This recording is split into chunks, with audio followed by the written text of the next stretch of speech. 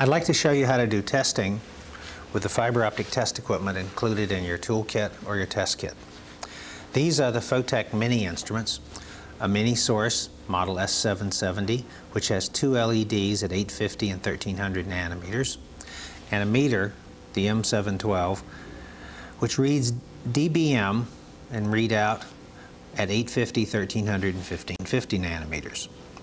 The way we do a test is attach a launch cable to our source, calibrate the output of it with the meter, and then attach that to other cables to do our actual testing. The first thing we're going to do is to take the dust cap off our cable. We always keep the dust caps on our connectors except when we're using them. I'm then going to use an Alco pad and clean the end of the connector to get any dirt off it and attach it to the 850 nanometer output of my source. I'll turn on my source, take the other end of my cable, remove the dust cap, clean it, attach it to my meter, turn on my meter, and read the output. The output is minus 20.4 dBm. That's about 10 microwatts of power. It's 20.4 dB less than a milliwatt of power. That's what dBm means. It's decibels with relation to a milliwatt. Now, if I'm going to measure loss, what's going to happen is my numbers are going to get bigger. Minus 20.4, now minus 20.5 as the source warms up, minus 20.5 would be 1/10 of a dB less power.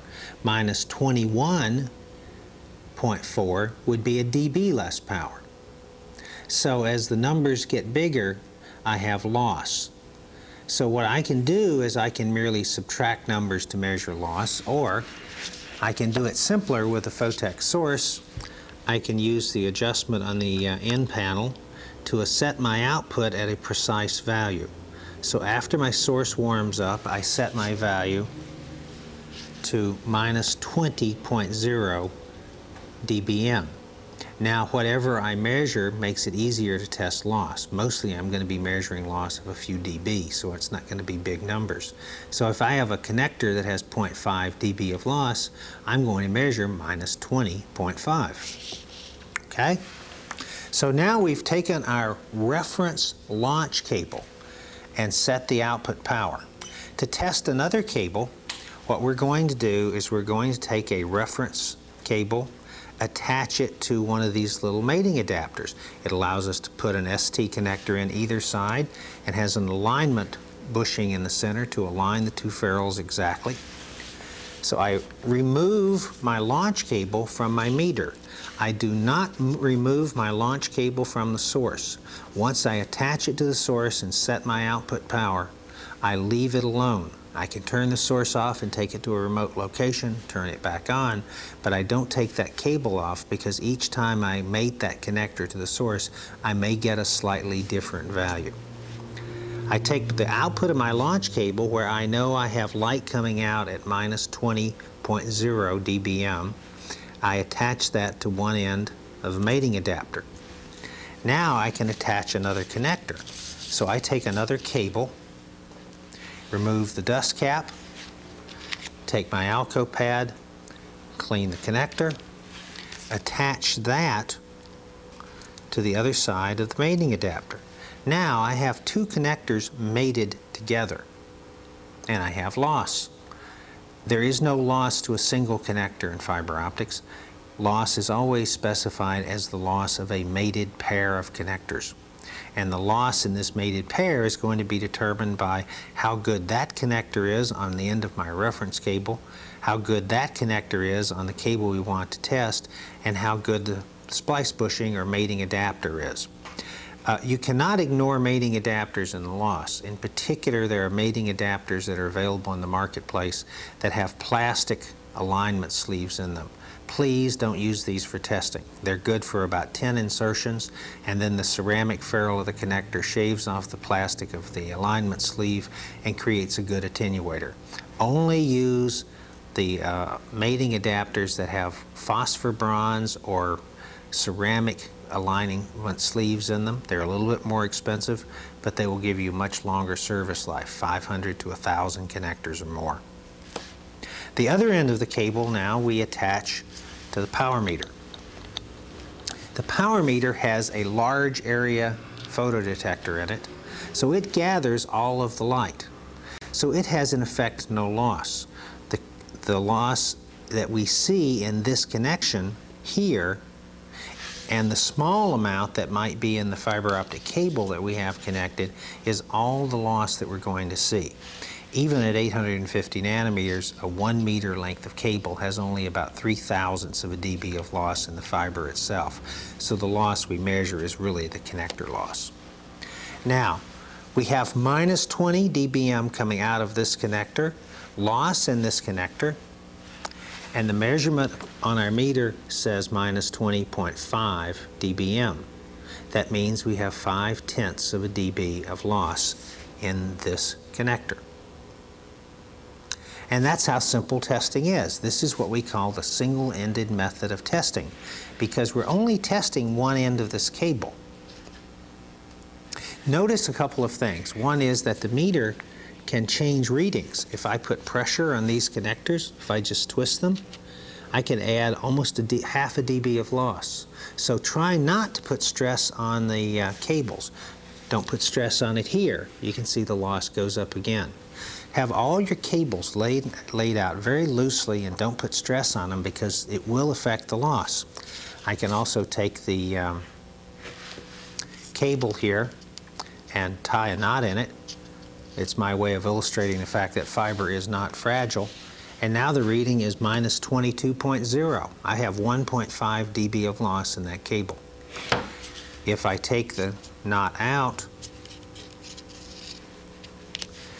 it basically goes back to where we were, 20.5.